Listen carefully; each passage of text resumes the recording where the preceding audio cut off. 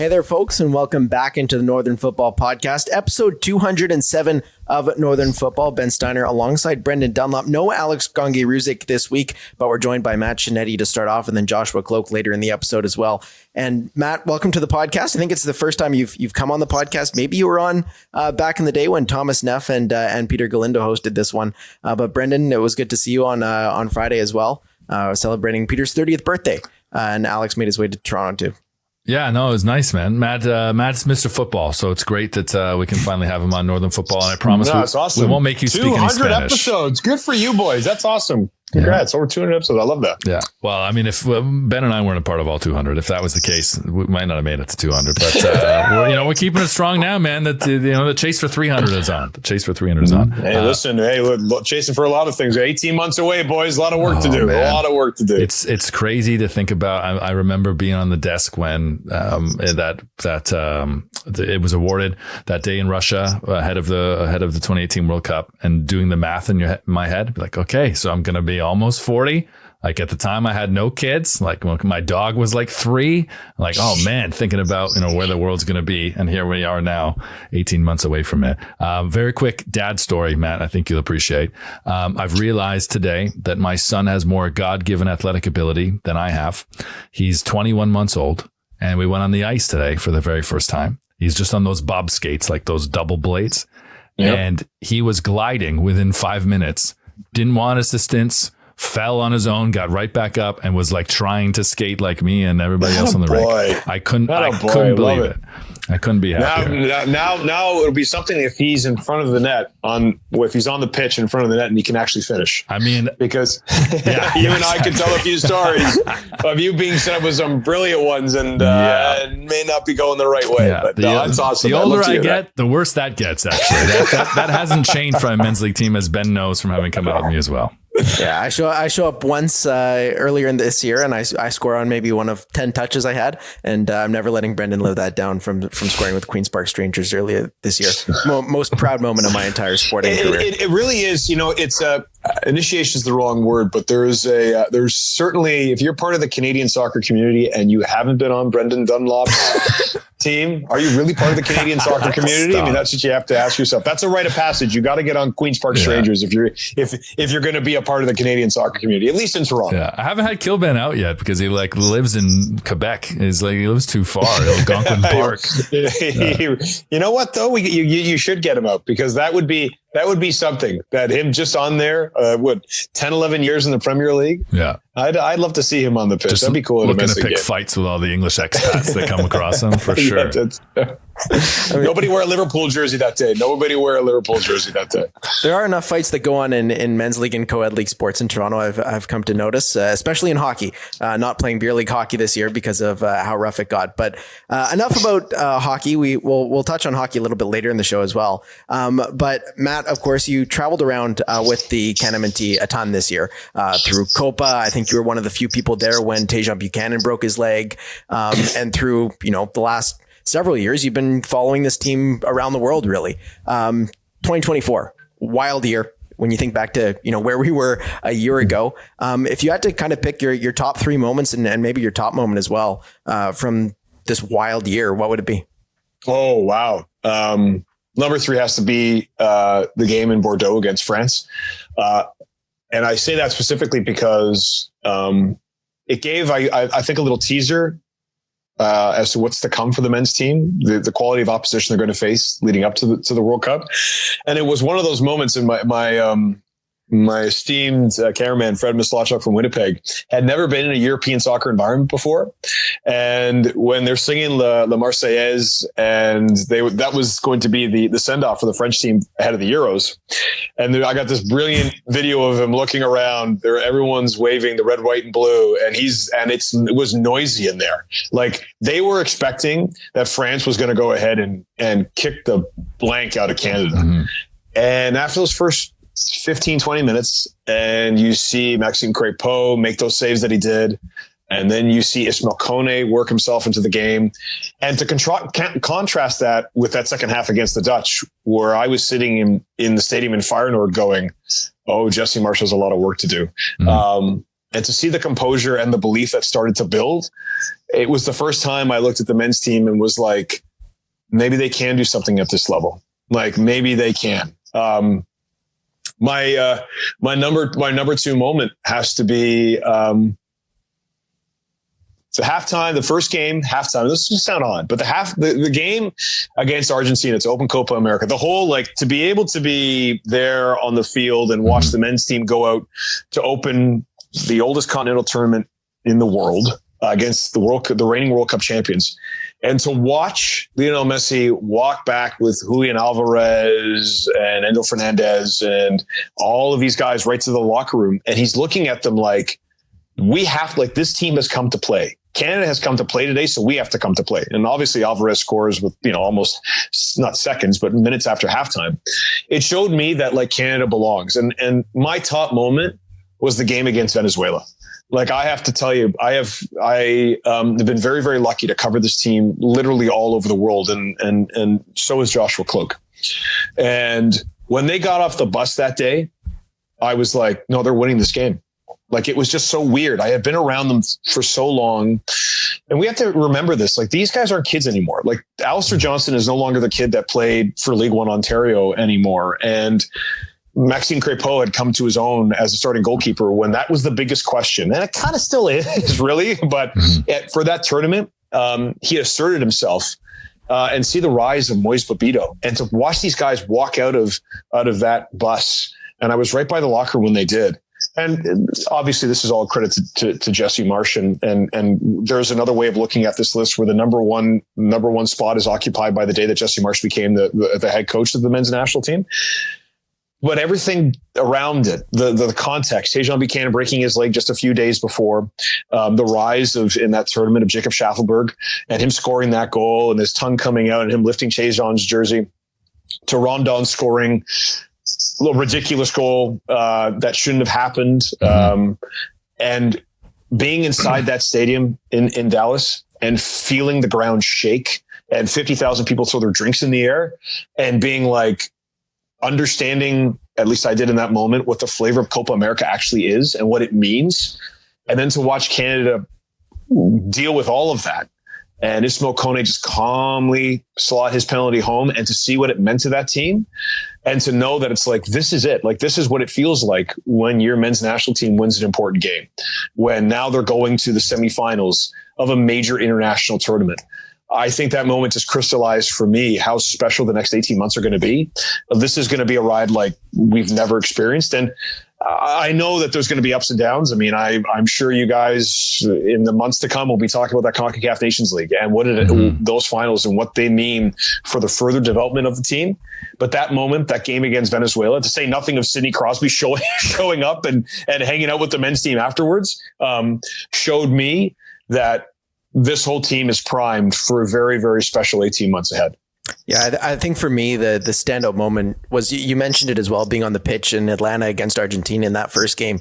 But it was halftime of that same game, and I was sitting next to Alex in the press box, and it was just, there were maybe 100 Argentine journalists, and it was Josh Kloke, me, Alex. There weren't many other Canadian journalists in the press box, and we kind of knew that Canada could play at that level. But I remember leaning over to Alex and going, well, they got to win the damn thing in the second half. Like, it felt like they could pull off the upset. And I think that moment, that halftime of that game, was kind of the top moment for me. How about you, Brendan?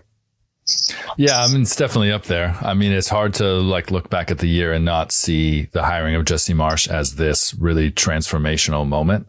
And when John Herdman stepped down last year, and I know Matt and I had this conversation, I was very worried for the men's program. I really thought matching the trajectory that Herdman had put them on might be impossible for this federation that seemed to be crumbling and falling apart after reaching such a high in qualifying for Qatar. And I'm very happy that I was wrong. And Matt, I think you were the guy that broke that Jesse Marsch was going to be, was the man after many, many names and months of searching and hunting. You've had many interactions with him since he's been hired. You had many interactions with his predecessor and several Toronto FC managers on a beat basis back in the day. Are you surprised that it's worked so well? And are you surprised at all by the national team head coach that Jesse Marsch has become with a Canadian badge on his shirt? It's amazing the conversations that we were having beforehand, that could an American come in and really kind of understand what it's like to be Canadian and kind of bridge that gap that even to a certain, at the end, that John Herdman could have bridged. And the one thing and Jesse Marsch admits this like openly, and so do many of the players. Jesse Marsch's success is built irrespective, and I shouldn't say irrespective as if I'm diminishing it. John Herdman's under the microscope, and he should be. He absolutely should be. He was the standard bearer for soccer in this country on the men's and women's side for a long time. He is one of the most important soccer coaches in this country's history. So he deserves the level of scrutiny. If Priestman's going to get it, so should he. But at the same breath, and it's kind of a bit of a dichotomy, you can't deny what he did to say nothing of the women's program, which he did tremendous things for, but psychologically what he did for the men's program. Getting those guys to believe and congregate and coalesce around an idea of New Canada. Sure, some might see the sword planted in the ground as gimmicks, but this team needed it because at that time you had a mix of wily vets who were tired of losing, the Steven Vittorios, the Junior Hoylettes, with a team of kids who didn't know any better, who their stock was all of a sudden rising. I take a look at Jonathan David, certainly Alistair Johnson, as I had met, but you can fit Kamal Miller at a time there as well. But and Stefan Eustáquio as well, like they didn't want to be hampered by this idea that Canada doesn't win, that Canada doesn't do anything in the men's game. And John Herdman made them all believe. But he got to a point, certainly the discussions, debates about his tactics, about ways of coaching and coaching a team that had gone to the World Cup and now needed to get to that next level. That's all. You can justifiably have good conversations about all those things. But Jesse Marsch solved that equation because he came in and he said, I'm comfortable in my own skin. I have had success at the club level. I have coached in the Premier League. I've coached in the Champions League. I've won league titles in Europe. I'm coming in and I don't need you guys to make me feel like I'm a part of your group. I'm coming in because I have a way of coaching and a way of playing that has been influenced by some of the best coaches in the world. And we can have debates about the Red Bull program all we want, but it is established worldwide in club football. And he came in and said, I have a vision. And that team paid attention. Like Jesse Marsch has told me this constantly about the idea of giving Alphonso Davies, the best left back in the world, one of the fastest players in any sport on the planet, challenging him and saying, you need to give me 50 sprints a game. You need to be the healthiest guy. If you're going to wear that armband, by the way, I'm giving you the armband. You need to be the best guy. And to be able to challenge him. And I go back to, another moment I could put on my list is, and this is attributable to Jesse Marsch in a lot of ways, is Alphonso Davies after the game against Argentina saying to me on the field, I'm tired of moral victories. Like we need to start actually coming on here and understanding what that level is expected of us. And you'll hear constantly about the training that men's team did in Atlanta. He kicked their asses. I saw it. Like he said to these guys in the sweltering heat, the best of the best in this game train at a level that we need to train at. And psychologically, we need to get to this level and to put that challenge to them and to see them respond. Now, I've spoken to Joshua Kloke about this too, that they haven't had a huge setback yet. They haven't had a moment where it's like, like that's a disappointment because everything they were doing was been uncharted territory. Like what happened in Copa America, there's even the glory of the 2000 Gold Cup, there's not precedent for it. But now we're at a point where I think we're really going to see the value of Jesse Marsch's coaching because we have seen him set a standard. We've seen the team respond. But now here comes the CONCACAF Nations League final. And now here comes, what kind of friendlies? And I know Neil Davidson has already reported that some big friendlies are coming. Okay, well, we've seen them against big teams. And as much as they've had success, when they've played big teams and those teams turn the dial a little bit, Canada, I won't say has struggled, but they've come to a point where they wobble a little bit. I mean, those two games against Argentina, the second half against the Dutch, although that was at the very beginning. And now it's like, okay, this team has to take that next level. And I do believe that Jesse Marsch is the guy that's going to challenge them to get there. But how they deal with those setbacks, I think is, and how Marsch adapts to it, to say nothing of injuries. Will he have every guy available because the Club World Cup? What kind of squad is he going to select in the Gold Cup? There are all questions as we had of John Herdman after a big achievement, but it's different with Marsch because we see that the team is responding to him. So how are they going to respond when the heat's turned up even more ahead of the World Cup? Yeah, it's certainly going to be a big 2025, and of course, all leading up to that World Cup on home soil in 2026. And just quickly, Whitecaps up for sale. Your thoughts on that? This is interesting because, like, from a money, okay, to say nothing of if they move, that's not great for Canadian soccer. It's bad. Professionally, it's bad. I mean, when you look at what the Whitecaps brand means, soccer development, not just on the West Coast, but the entire country. I mean, Alfonso Davies can tell you all about it.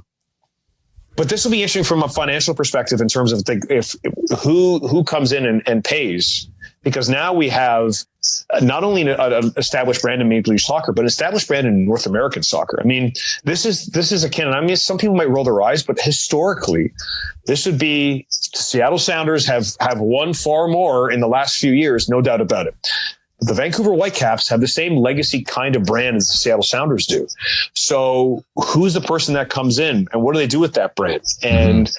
And how much are they willing to pay for it? And all of that plays into, there's one thing where there's the legacy side of it and the Canadian soccer side of it and the soccer development in this country, but there's also the financial side of it too. So I think this is a very, very interesting story that I'm going to be keeping an eye on over the next couple months. Well, thanks so much for joining us here on Northern Football this week to close out 2024. A little bit unsure whether we'll have a show next week, but thanks so much for coming on, Matt. Happy holidays, boys. Yeah, cheers. You too, man. We'll do it again, buddy. We'll do it again, and we'll play beforehand, so we got some more stories to tell. On the ice or the pitch, Brendan? Both. Well, I haven't played on the ice with Scianitti. Do you get out from men's league? I do not. Skating? No. That's where your Italian side comes out. Eh? No, the one thing I will say, and everyone who knows me, this is my reputation. I'm the guy, when you put me on the pitch, I will run forever. Yeah. I will run constantly. But although I have had and there was one goal that Brendan and I laugh about where I took it off of a goalie clearance, one touch and scored. And then I ran faster back to celebrate with everyone than I did down the field. So the full length of the pitch next to our pitch, actually. Yeah. I felt like I was watching some CrossFit All-Star. Like, where were the cameras? No, it's always a good time to get on the field with Brendan. And I hope I get on the field with you too, Ben. That would be a lot of fun. Yeah, well, I need Brendan to invite me out to a couple more games this year. We'll make it happen. Yeah. Thanks, man. Thanks, boys. And welcome into the second period or the second half of the show. It is Josh Kloke because he covers both hockey and soccer with The Athletic, coming on to Northern Football here on episode 207 with Brendan and I. Josh, welcome into the show. A big year of Canadian soccer, a big year for the Toronto Maple Leafs, I guess, as well. Where's your mind at these days with the Leafs and Canada soccer all kind of happening at the same time?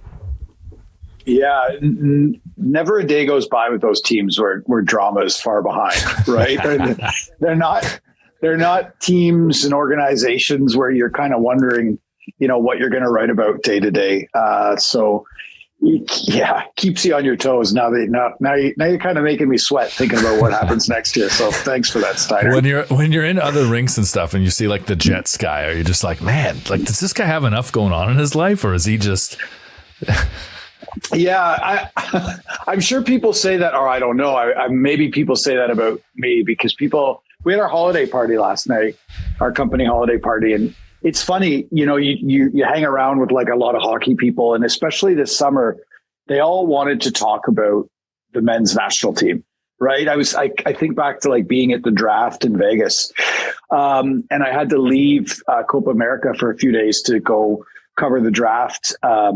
And I just had a bunch of insiders and heavy hitters and the NHL coming up to me and like kind of pulling me into corners being like, is this team good now? What's going, like, what do I need to know? Like, is this for real? What's going on here?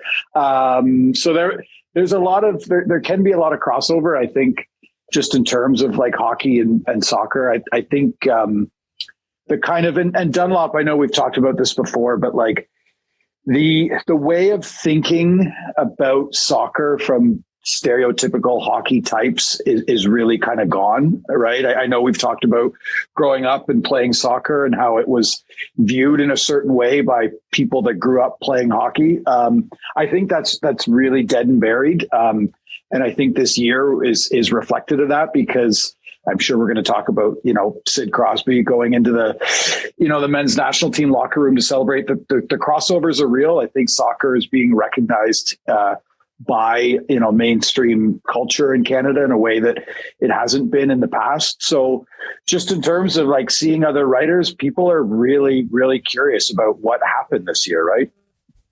I think my favorite crossover moment was I was in the locker room before a Washington Capitals Leafs game. This is morning skate on a Saturday. It's Capitals locker room, and Braden Holtby is just holding court, and he can't get out of there fast enough. He's trying to give all the quick answers, and he finishes up, and I'm standing at the back like, okay, that was short. And hand goes on my shoulder, and the guy says, "I tell you, with Ronaldo out of the Bernabeu, it'll never be the same there again." And it was Paul Hendrick who goes on this whole bit about he's obsessed with Real Madrid, and that's all he wanted to talk about. Here I am trying to get something out of Holtby's notes, and he's just like, "So, do you think Vinicius is going to be something? He seems like he's pretty good in the academy." Yeah, and he was a big Madrid guy. I would sometimes wear, Bayern Munich gear to morning skates and stuff like that. There's a lot of crossover. Yeah. There was a Leafs assistant coach under Mike Babcock. His name escapes me. But he played in Germany, and every time I wore, a Bayern Munich kind of sweater or something to morning skate, Bayern Munich, right? And he would say it the right way. And lots of crossover. Oh man, amazing. You had quite the experience traveling with the CanMNT as well, a ton this year, but also on their plane and fully embedded with them for Suriname. Takeaways from that, I know that the flight was interrupted by drones, which seemed hilarious. A little bit too perfect in your piece on The Athletic. And if you haven't checked that out, go check it out on Josh's author bio on The Athletic. But any standout moments from that maybe didn't make it into your final piece? Well, I mean, I was given the runway to write a lot in that piece, so it was hard to kind of keep anything out. But I think being like, that was a really great experience because I had followed and covered, the team through Copa America. There weren't a lot of us on the ground there. And that was kind of like your introductory session with Jesse Marsch. Like, who is this guy? What is this new direction? I think my big takeaway from spending, a few days really embedded with the national team in Suriname is how high the standards are and how high the expectations around this team have become. Mm-hmm. Right. I think, we're talking about the year in review, like I'm sort of loosely planning for the next international window, which is in March. It's a Nations League final. Again, it's a very real opportunity for Canada to win a trophy. And you think back a year ago, the March international window this year, you had an interim head coach and you had no idea, with all due respect to Morrow, he was not going to be the full-time coach. You had a brand new Canada soccer CEO who had no experience in soccer. Mm-hmm. This team was like a bad bounce away from losing to Trinidad, right? They had lost in the quarterfinals months before. They were one bad bounce from not even qualifying for Copa America. And you're really stuck then in March thinking, was 21 and 22 just a mirage, right? Is this team, are we like going back to the dark days here? Mm-hmm. And if you think about everything that's kind of happened since and how much this team has ascended, how much things have changed, Jesse Marsch came in not with the plan to rebuild the team, but to push this team to new heights. And that's what stuck out to me. Those first few training sessions in Atlanta ahead of Copa America, you try to talk to players after the sessions and they were physically and mentally drained in a way that like they couldn't string sentences together in a way that they hadn't been in the past. And then going to Suriname, obviously I'm bypassing a lot there, but being in Suriname, you pick up on things, you pick up on the way that Jesse talks to players, you pick up on the way that he, what he wants players to do, how he wants them to act. He is treating this team as capable of becoming a true world-class team. I think the game itself against Suriname, like they got through it, but I don't think there were a lot of people very happy. And in the past, it would be like, any win would be considered a great win. It's not the case anymore, right? I think John Herdman kind of made the mistake of saying out loud when they got to Qatar, we want to be the first Canadian team to get a result, first team to get out of a group. kind of unrealistic expectations, but then you have something that you can be pegged against. I think Jesse Marsch at the bare minimum does expect that as well. But I think he has even higher expectations for this team, and being around them, there's a sternness, there's a seriousness to this team that wasn't there in the past. And there's that's evident from training sessions to the way that they act around each other. Like, it's serious. 25 is going to be a very serious year for this team. And that's a long answer to a short question, but that was my takeaway, is that so much has changed for this team. When you look at the ascendancy that the men's program made under John Herdman, particularly from beating the United States at BMO Field in the Nations League, which would have been fall 2019, to then go and get their butts kicked in Orlando, in what was Stefan Eustachio's debut, and I think Serginho Dest made his debut for the U.S. men's national team as well. Timestamp that. You think about the ascendancy the program made from that day to when Herdman left. I feel as though it's made as great an ascent since May when Marsch took over. And to your point about the expectation that's there within the room, the standard level that's increased, I did not think that would be capable with this group of players, because I didn't think that they would be able to get a manager that could do that could take them to the next level. And when I think about 26, and you and I had this conversation maybe in Vegas, when Jesse Marsch would have been unemployed after Canada was dumped, and the U.S. men's national team maybe had yet to announce Greg Berhalter was coming back. I thought for sure Jesse Marsch would be coaching in 26. I just thought it would be the U.S. The fact that he'll be coaching Canada, to me, is still surreal. It is. And I think you mentioned 2019 and kind of Herdman taking the team from where they were when he took over in 18 to 22 or 23. I think we can look at that as like the team moving from kind of like first gear to third gear over a slow kind of build, right? What happened with Marsch in 2024, like you taught, I guess you're asking about the ascension and how quick it's come. They just moved from fourth to fifth gear in a matter of like almost weeks. And I think that's the impact of having a manager that has a very clear, very, very clear tactical plan for this team that maybe didn't exist in the past, and an energy and an intensity and a borderline, anger is the wrong word, but an emotion that is less about, rousing speeches and more about pushing players physically and mentally to new heights. Right. I really think that's what was missing. John took this team as far as he could. Right. And Canada needed a manager to go the next step. And I will say, like, Steiner, your question before about like what I learned, I had a sit down with a few people in Suriname, by the pool, if you must know, really great, strange spot, Paramaribo. But I was talking with people that were kind of involved in the hiring process of Jesse Marsch. And I learned that his whole thing, when Marsch kind of got talking with Canada Soccer about the job, he came to them and said, look, we're never going to have the socioeconomic status for this team the way that things exist in Argentina or Brazil, where kids are playing the game on the street and they're playing in alleyways, and the game is so culturally embedded, and we can Spain, Portugal, all these places. We're never going to have that. If we are, it might not be in our lifetime. And so we're not going to have these players that grow up with a technical ability. But what we are going to have are what we see right now are athletes who have developed in modern facilities, no matter the sport, right? We have modern facilities in terms of athlete development in Canada that we don't have. And Jesse Marsch identified what Canada has compared to other nations are probably better, like literal athletes. Bombito, David, Cornelius, Alphonso Davies, obviously, these are like specimens of athletes.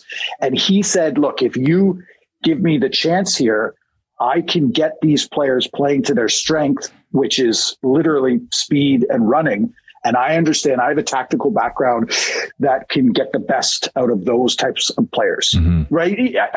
I was a believer in the possibility of Bobby Smirniotis taking over because he's such a good tactical mind. Mm-hmm.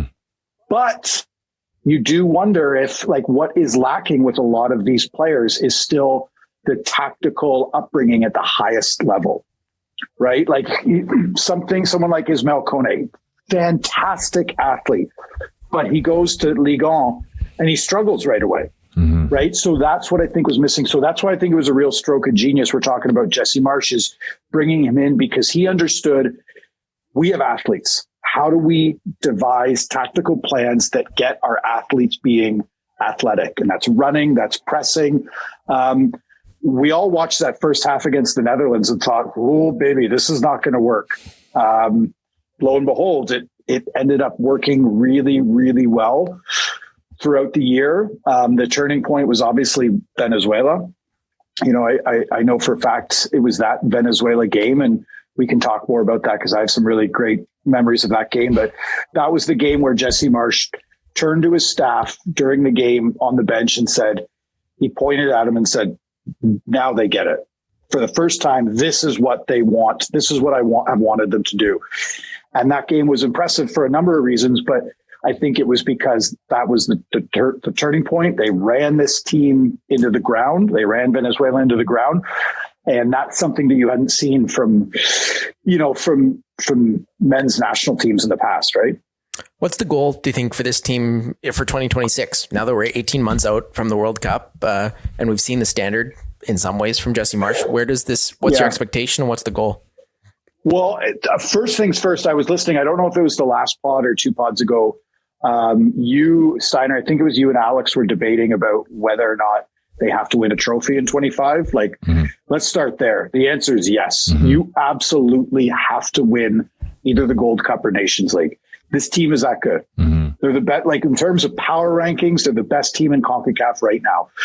And you have to be able to go into 26 with the confidence that you can beat teams from outside of CONCACAF. And you start by beating CONCACAF teams, fully and completely. So yes, anything less than a trophy, it will be considered a failure in some part. And I can tell you unequivocally, there are people within the national team that feel the same way. 26, I think the bare minimum has to be getting out of the group, right? Mm-hmm. Not just because of because the playing field is going to be a little more watered down. Canada, you heard this trotted out as a borderline excuse after what I think was a disappointing and probably a failure of a World Cup. Canada did have a tough group, mm-hmm. right? You look at two teams go on to the semifinals. It was a really tough group. You're probably not going to have as tough of a group. You're going to have players who are not young, but in their primes, right? The best players on this team are going to be in their primes.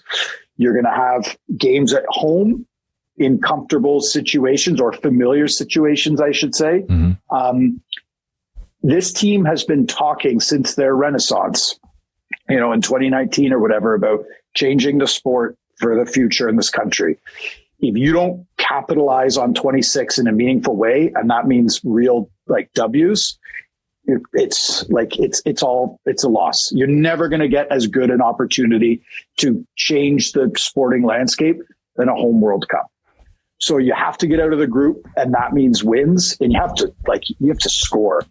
Right. I was doing some research. There were two teams that got out of the group in 22 that scored 2 goals. Right. Canada scored 1 goal in the Copa America group stage. You have to score more. So I think getting out of the group is part of it. And I think winning a knockout round game is not out of the realm of it should be a genuine goal too. So bare minimum, get out of the group.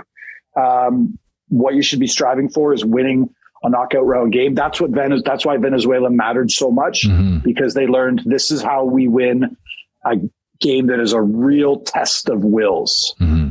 right? That game is going to be looked upon as a real turning point for the program. And I think that provided them with a bit of a blueprint on how to do that in 26. Yeah, I think so too. I think that beating Venezuela changed the expectation from getting out of the group to last 16 for me. Because of how they played and just how quickly they have made this tactical evolution, or it seems competitive evolution under Marsch.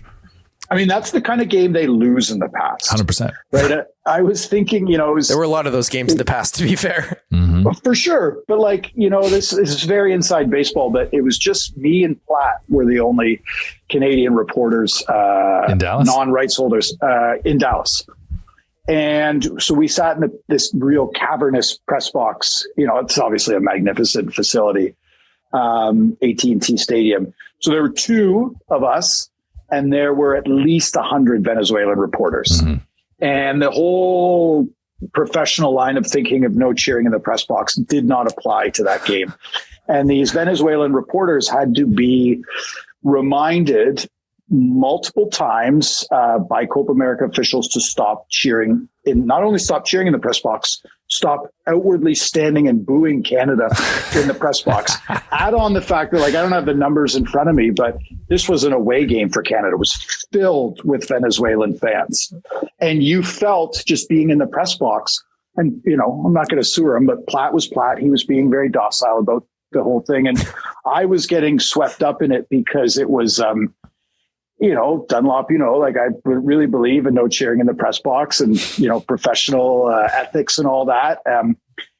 And I remember when Schaffelberg scored, there were a lot of words exchanged between the Venezuelan reporters and one Canadian reporter. I don't know who, big Pearl Jam fan, I think. Yeah. And just about being professional and the point is that, and those words often continued later on into the night and in the elevator. But the point is that you could feel how far back up against the wall Canada's backs were in that game. And again, it's the kind of game that they lose in the past. And if they had lost in a knockout round game in Copa America, you go, well, at least they got out, and it's going to take time for Jesse Marsch, and you're going to do that typical Canadian thing where you go, oh, well, it was a good effort. That's not the way Jesse Marsch wants to think. That's not the way the players want to think anymore. They're not going to be as brazen to say they think they can win a World Cup, but they really believe that now that they have a very clear tactical blueprint and they have the experience that they gained in Copa America, really tough, feisty games, they believe they can do some real damage at home in about a year and a half, and they should. To redeem yourself with Venezuelan football, I think in your next book, you should attempt to make a chapter, just a sliver, but a conversation with Solomon Rondon or something Venezuelan that you can try and win some of those people back.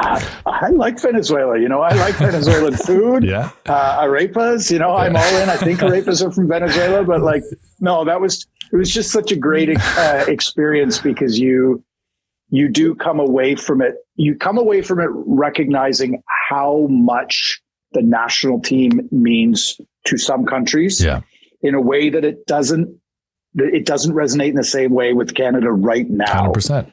Mm-hmm. But then you leave and you're like, and again, I was kind of waiting in the mix zone, and I had heard that, Jesse Marsch had kind of made reference to Sidney Crosby, and then Peter Russo had posted a photo of Sid Crosby. And so you talk about the crossover with hockey and soccer. I was like, you had to get that story. I had to go. I'm like, I got to go find Sid. So I left the mix zone and just kept walking around the bowels, and he was there, and you go up and you approach him, and you start to see that if you have arguably the biggest athlete from our country, in the last 20 years or whatever, endorsing the team, getting excited by the team, you really get a sense that there's a real groundswell here. Mm-hmm. And you just genuinely hope that it begins to matter to people in 26 the way that it matters to, people in Venezuela. Because if you want to see the sport change, it happens through the national team. You mentioned the sport changing as well earlier this week, or I guess last week. You did some reporting on the Vancouver Whitecaps situation. They're up for sale. Where do you see that kind of going, and what does this mean to Canadian soccer? We've got a few questions from listeners on that as well.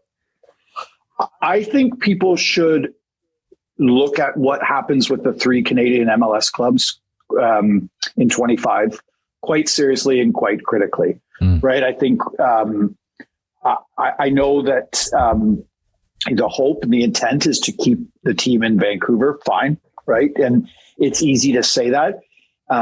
It's a tricky market. It's one that is often, towards the bottom in terms of, attendance and that kind of thing. They don't have a soccer specific stadium. My big question there is the ownership group, whoever they take over, if they want to keep them in Vancouver, are they going to be willing to invest in some part in a soccer specific stadium? This team, no disrespect to them and to the stadium, but they cannot keep playing in BC Place. Mm-hmm.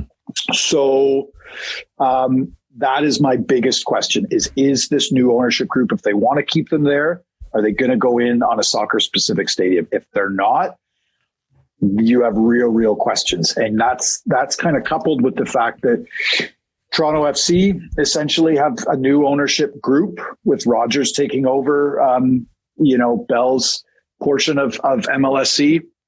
Bell are big backers of soccer. Mm-hmm. I'm frankly not so sure if Rogers is as frankly into TFC as MLSC would have been in the years past. And you keep hearing whispers about ownership in Montreal not being as on solid ground as it maybe was in the past. I think there's a very real world in which 25 is defined by some kind of shakeup with one or multiple of the Canadian MLS clubs. What does that mean for the CPL? Do they see kind of more runway to take a bigger piece of the pie? I don't know, but it wouldn't surprise me if we're talking this time next year about a real change that has occurred, within one of the three MLS Canadian clubs. Well, maybe when that happens, you can give us the scoop instead of Paul Tenorio. Like just a snippet. Just give us a snippet first. My boy Paulie is a Chicago legend. As you guys can see, Chicago is one of my favorite towns on the planet. No. So the answer is no. I love Paulie. Okay, we'll take it. I know you're up against it, man. I appreciate you taking the time and sharing some stories with us. And we'll go for a rapist at some point in this city. Eh? We'll make a point to do. I love a rapist. I want to be on record saying I love a rapist. I love Venezuela. I'm not sure how much they love me. Yeah. Thanks so much for joining us on this episode, Josh, and Happy New Year, Happy Holidays, and Happy Canadian Soccer, because it was certainly a big 2024. Yeah, same to you guys. Take care, guys.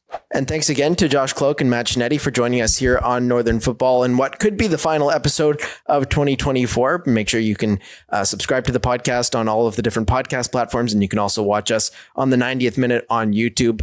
But a big year in 2024 for Canadian soccer, and Alex will be back next week or in the new year if he gets back in one piece from Mexico. But it was good to see Brendan, you in person, and Alex in person last Friday for Peter's 30th as well. Yeah, man, I'm glad we got together. I think we should share one of those pictures on NFP Twitter so that people can see that Peter's still alive and well, and even Thomas Neff joined us too, which was pretty sweet. But yeah, man, 24 is a big year. You kind of blew past the fact that you got a new co-host in 2024. Also, Jesse Marsch wasn't the only big change up in Canadian soccer, my man. It's been great to join you and Alex on Northern Football, and obviously I've been a big fan of what Peter and Thomas were doing beforehand. So yeah, it's been cool, man. And we want to get to a point where we're doing some more guest interviews like that. It's great to chat with Scianitti and Kloke, who have both been embedded, and I love that they both have such prominent stories from Venezuela, and I kind of really see that as a turning point, because I think for a lot of us watching, it still felt surreal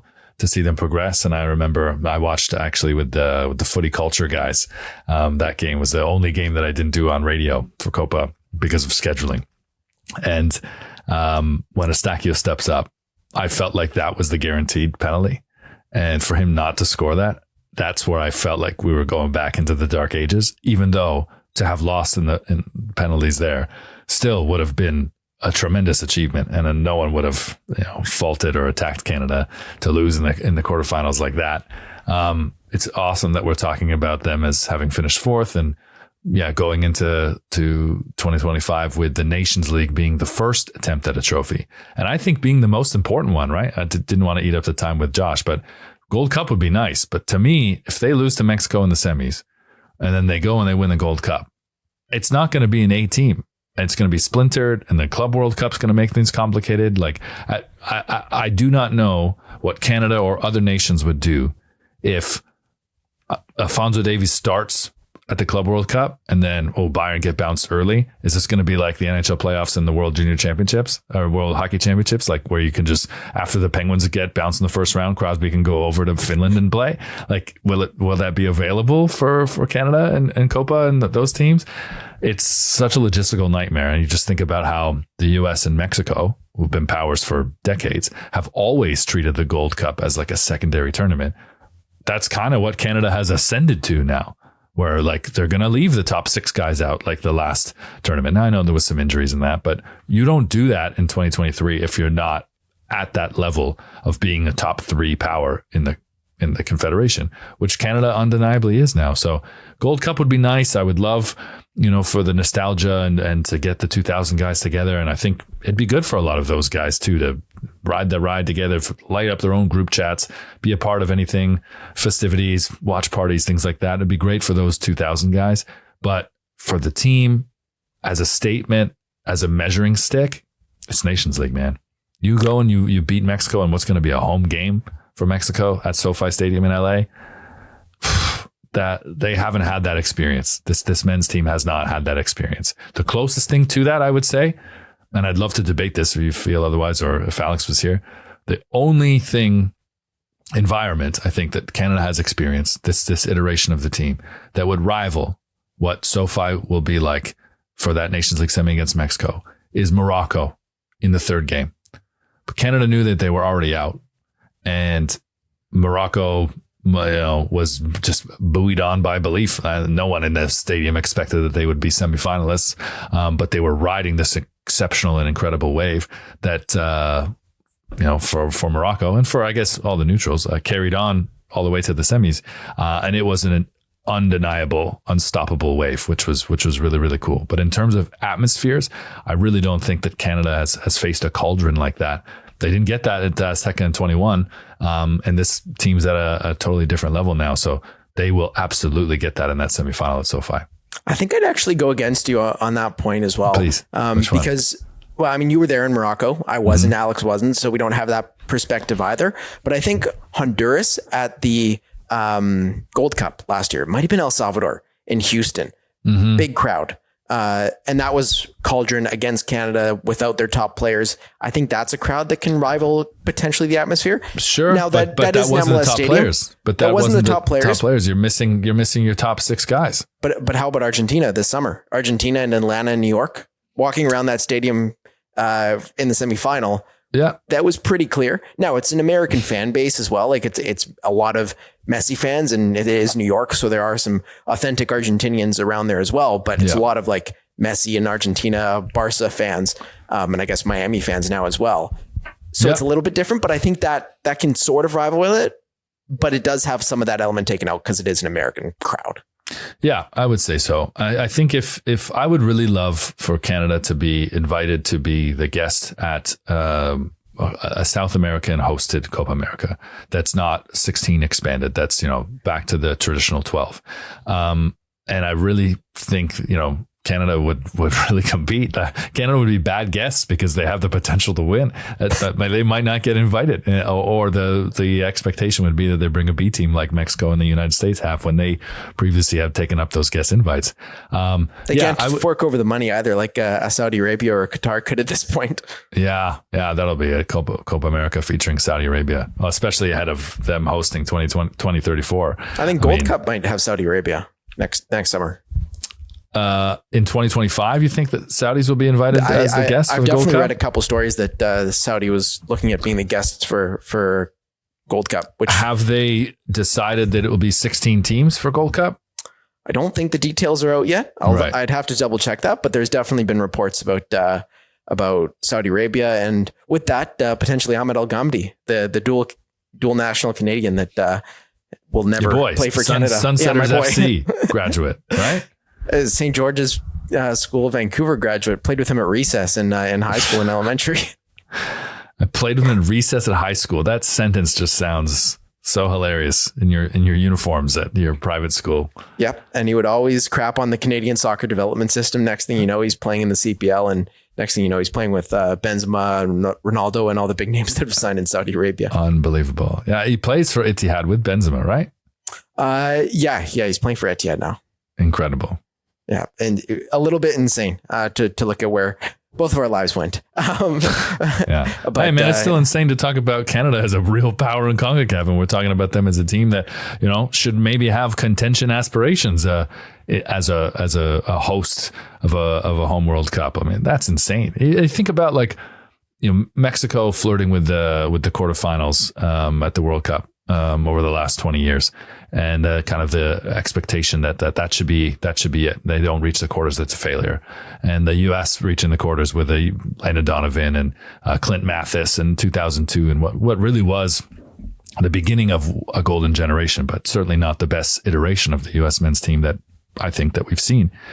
And to see Canada now having kind of had this hyperactivated trajectory, where if they get out of the group, we might be talking about them at quarterfinalists, and you get a good path, and could it be semis? It's crazy to think that's not that unrealistic. Yeah, I mean, it would take a lot of variables, but it's not that crazy anymore. I mean, the thing with all these expectations of you set a goal of a quarterfinals or a round of 16 or something like that, and then it's easy to set that goal and be like, okay, I'm going to be happy once you get to that point. But we all know that when you get to that point, you don't want to lose that game, right? You get to the quarterfinals, you start looking at the semis, you start looking at the final, you start looking at prices for tickets for the final. Oh, can I travel to go see it in New York? And then suddenly, you're shelling out a year's salary to go see Canada play, I don't know, Argentina again in a World Cup final in New York, New Jersey.